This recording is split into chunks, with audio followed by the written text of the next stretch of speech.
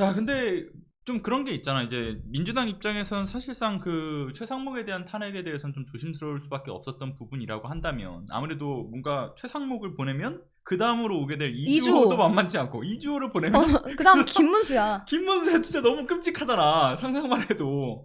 근데 이제 또 만약에 헌재에서 그 탄핵에 대해서 결국은 기각이 된다라고 하면 그 불안정성에 대한 문제. 그러니까 이제 여론이 또 흔들릴 수밖에 없다는 걱정 때문에 더 많은 고민들을 할 수밖에 없다는 생각이 들었던 건데, 사실 근데 최상목은 헌재에서 이제 기각될 수가 없는 놈이거든.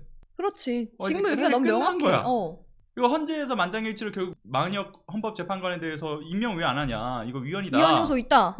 했는데 이 헌재가 만약 이걸 부정하잖아? 그럼 헌재는 자기 말을 자기가 부정하는 게 돼. 그러니까 부정할 수가 없단 말이야. 결국 최상목에 대한 그 탄핵에 대해서는 역시나 만장일치가 될 수밖에 없는 부분인 건데, 왜냐하면 앞서 뭐 그 예순이 누나도 얘기했지만 명백한 직무유기 행위가 위헌적 소지가 분명히 존재하고 현행범이기 때문에 사실 그에 대한 체포까지도 가능하다. 라고 지금 보여지는 거고, 그래서 사실상 이제 최상목이 들어가면 프리패스이기 때문에 난 뭐 최상목한테 뭐 크게 뭐 다른 얘기를 하고 싶지 않아. 뭐 멀리 가지 않는다. 멀리 가지 않는다. 멀리 가지 않는다. 이제 끝이다. 사실 본인이 그 이제 권한대행으로서 뭔가의 그 더 나아가는 영역들, 그러니까 이제 예를 들면은 그 권한대행으로서 너무 과도하게 이제 자신의 직권을 행사한다라는 그런 논란들을 사실 피하기 위해서 몸을 사릴 것이다라고 판단했던 그 예상들이 모두 다 빗나갔잖아. 오히려 3개월 동안 거부권을 9개나 행사하면서 나는 윤석열을 넘어서는 미친놈이 또 나타났다라는 걸로 보여줬어.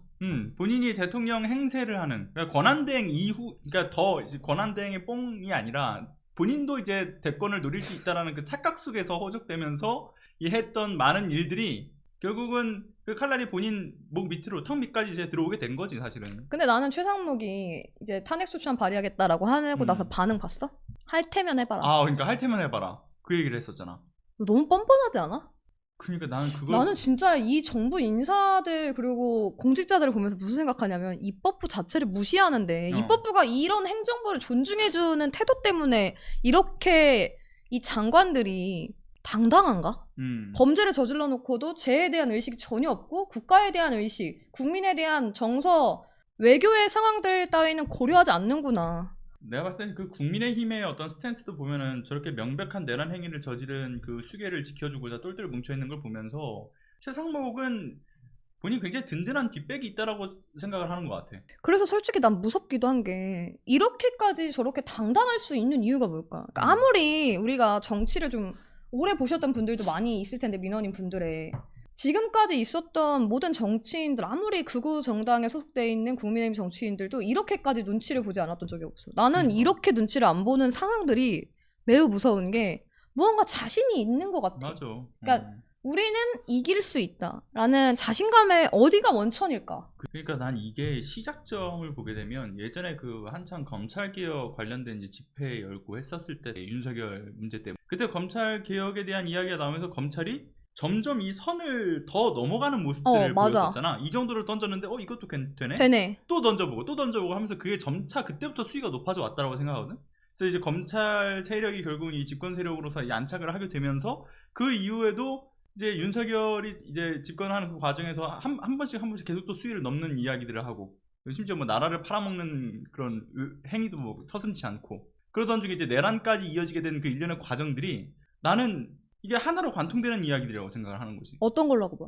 그러니까 본인들이 그러니까 이 헌법의 가치 뭐 이런 거 법치주의적 가치 이런 거 위에 항상 군림하고 있다는 생각을 하고 있었지만 그래도 적어도 눈치를 보긴 했단 말이야. 근데 이제는 눈치를 보지 않아도 되는 정권을 맞이했다. 진짜 이 윤석열이 대통령이 되고 나서부터는 내 세상이 됐다라는 판단하에 그냥 법은 자기네들 마음대로 해석할 수 있는 영역의 도구 보다 더 법 기술자로서 완벽해진 정권이 돼버린 거라고 생각하는 거지. 나는 그래서 무서워. 그러니까 지금 뭐 흔히 말하는 상식, 우리가 법치주의, 양심이 있는 판결을 사실 기대하잖아. 그런데 윤석열 정권을 보면 지금까지 우리가 생각했던 법치주의의 기본은 윤석열 정권에서는 나는 상식이라고 생각하지 않아. 안 통하는 거지. 그러니까 그렇게 생각하고 대응을 한다면 나는 또 당할 수 있다고 봐. 그러니까 그런 와중에 이제 상목이 입장에서는 법 어차피 우리가 마음대로 그리고 주무르고 우리가 결론을 내려서 바꾸면 되는 건데라는 생각을 가지고 있잖아.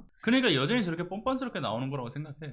나는 솔직히 내각 총 탄핵을 하는 게 맞지 않나. 그러니까 내란이 종식이 되지 않고 있기 때문에 과연 최상목만 탄핵한다고 해서 이 상황이 나아지지 않을 거라고 보는데 나는 오히려 장기화되는 게 국민들은 더욱 스트레스를 많이 받을 것이다. 그러니까 민주당은 지금 뭐 국정 안정화 그리고 내각 총사퇴를 시키고 나고 내각 탄핵을 하고 난 이후에 뭐 역풍이 불 것이다 한데 중도는 오히려 비상계엄 이후에 이 내란이 오래 가는 걸 이해를 못해. 그렇지.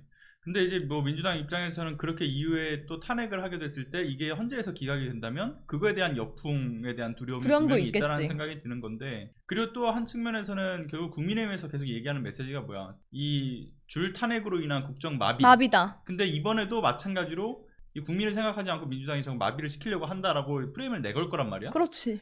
근데 사실은 이미 국정은 마비되어 있는, 그러니까 유고 상태야. 대통령이 유고 상태고, 그리고 심지어는 각 그 관계 부처 역시도 유고 상태거든.